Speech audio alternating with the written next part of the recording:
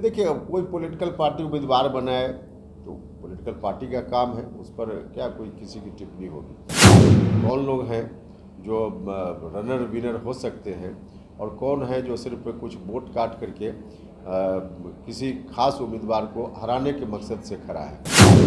VIP अलग party है, हम लोग क्यों उतरवाएंगे। वीआईपी अलग पार्टी है, वीआईपी का अपना डिसीजन होगा, उससे हम लोगों का क्या है।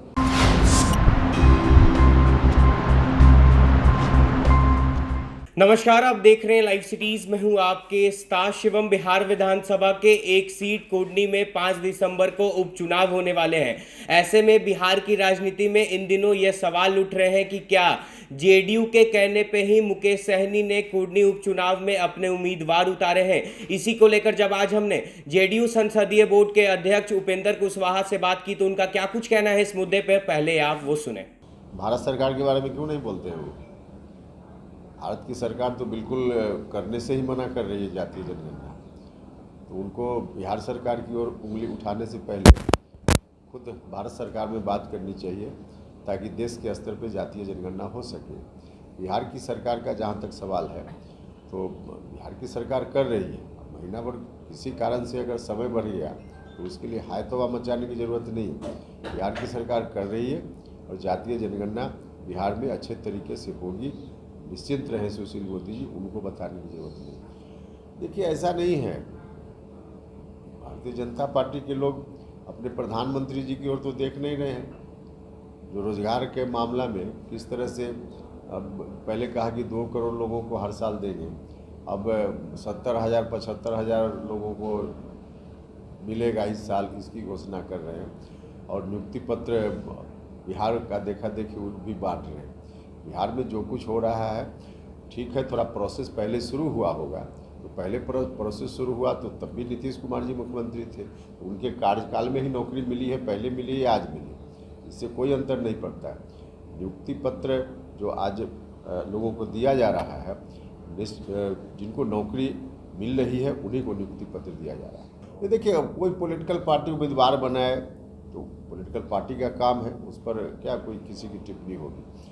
लेकिन जनता को सोचना है, आम लोगों को सोचना है कि कौन लोग हैं जो रनर विनर हो सकते हैं और कौन है जो सिर्फ कुछ वोट काट करके किसी खास उम्मीदवार को हराने के मकसद से खड़ा है। तो इसको ध्यान में रखते हुए लोगों को वोट करने चाहिए, सोचना चाहिए लोगों को। वीआईपी अलग पार्टी है, हम लोग क्यों उतरवाएंगे। वीआईपी अलग पार्टी है, वीआईपी का अपना डिसीजन होगा, उससे हम लोगों का क्या है। अब ठीक है, लेकिन यहाँ उन्होंने उम्मीदवार उतारा है। बाकी जगह 2 जगह जो पहले उपचुनाव हुआ वहाँ उम्मीदवार नहीं उतारा था, तो इसलिए उनके सामने यह प्रश्न था कि जब उनका उम्मीदवार नहीं है तो किसको वोट लोग दें, उनके लोग। तो इसलिए बीजेपी के खिलाफ हम लोगों का समर्थन एक तरह से उन्होंने किया था। लेकिन जब इस चुनाव में खुद ही उनकी पार्टी का उम्मीदवार है तो उस पर फिर उनका निर्णय है, उसमें हम लोग क्या करें। देखिए, हुआ वहाँ गोपालगंज में तो हुआ 10-12 हज़ार वोट उनके उम्मीदवार को मिला और सीधे उससे बीजेपी को ही फायदा होता है। तो इसलिए हमने कहा कि किसी पार्टी को तो हम लोग नहीं कुछ कह सकते हैं, लेकिन आम जनता को सोचना चाहिए। जिस तरह से इतिहास को बर्बाद करने में बीजेपी लगी हुई है, समाज में नफरत, हिंदू मुसलमान क्या क्या फैलाने में लगी हुई है, इसको रोकना है। तो जो वहाँ भारतीय जनता पार्टी के खिलाफ मत रखने वाले मतदाता हैं उनको गोलबंद होना चाहिए, और कोई ऐसा उम्मीदवार जिसके पक्ष में 10-20-100 ही वोट दे देंगे लोग और फिर भाजपा को फायदा हो जाए, तो इसको तो लोगों को देखना है। देखिए, आवश्यकता अनुसार तो पहले भी जाते ही रहे मुख्यमंत्री जी। इस बार सिर्फ 2 जगह उपचुनाव में तबीयत के कारण नहीं जा पाए थे, चोट लग गई थी। उसके पहले कुशेश्वर स्थान में हुआ, तारापुर में हुआ, तो मुख्यमंत्री जी गए ही थे। ज़रूरत के हिसाब से यहाँ भी जा सकते हैं। अभी कोई तारीख तय नहीं है कि हम बोल दें कि जाएंगे या नहीं जाएंगे, लेकिन जा सकते हैं। पार्टी की क्या रणनीति बन रही है प्रचार को? नहीं, पार्टी की रणनीति तो है ही, वहाँ सब लोग जाएंगे, जो भी नेता हैं प्रचार में जाएंगे। और एक जगह चुनाव है, कोई बहुत परेशानी भी नहीं है। इस चुनाव में मतदाताओं की गोलबंदी हमारे पक्ष में होगी। महागठबंधन के मतदाताओं की संख्या ही इतनी अधिक है, इसमें कोई लड़ाई ही नहीं है, हम लोग आराम से जीतेंगे। नहीं, देखिए, इसके लिए तो ज़रूरी है देश के स्तर पे केंद्र की सरकार जो 50% का सेलिंग है कि 50% से ज़्यादा आरक्षण नहीं दिया जा सकता है, उसको समाप्त करना चाहिए। केंद्र की सरकार को यह निर्णय लेना चाहिए, क्योंकि ईडब्ल्यूएस के लिए जब 10% आरक्षण पर सुप्रीम कोर्ट ने भी मुहर लगा दी, तो उसके बाद तो समझिए कि एक तरह से अब बैरियर टूट ही गया है। अब उसको मिलाकर के 50% से ज़्यादा रिजर्वेशन हो जा रहा है, तो 50% से ज़्यादा रिजर्वेशन का मार्ग प्रशस्त हो गया है।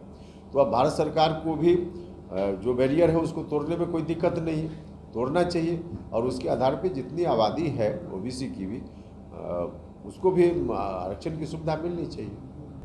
वह इसलिए तो भारतीय जनता पार्टी के नेता लोग गडकरी जी को साइड करते जा रहे हैं। भारतीय जनता पार्टी को यह बात अच्छी नहीं लगती है कि कोई उनकी पार्टी में रहकर अपना पर्सनालिटी डेवलप कर ले, काम इतना करे कि लोगों की निगाह उसके ऊपर चला जाए। बीजेपी के जो बड़े लीडर हैं उनको यह बात पसंद नहीं। गडकरी जी तो अच्छा काम कर ही रहे हैं, लेकिन बीजेपी के लोग देखा ना, अभी जो उनकी कमेटी बनी, जिस कमेटी में पहले से थे गडकरी साहब, उसमें से हटा दिया। तो बीजेपी का तो रवैया है ही, लेकिन अब गडकरी जी अच्छा काम कर रहे हैं तो कोई कहेगा कि अच्छा काम कर रहे हैं। तो आपने साफ तौर पे सुना, जेडीयू संसदीय बोर्ड के अध्यक्ष उपेंद्र कुशवाहा ने सभी जानकारी दी है और यह कहा है कि यह लोकतंत्र है और लोकतंत्र में सभी पार्टियों को अधिकार होता है कि वो चुनाव लड़े।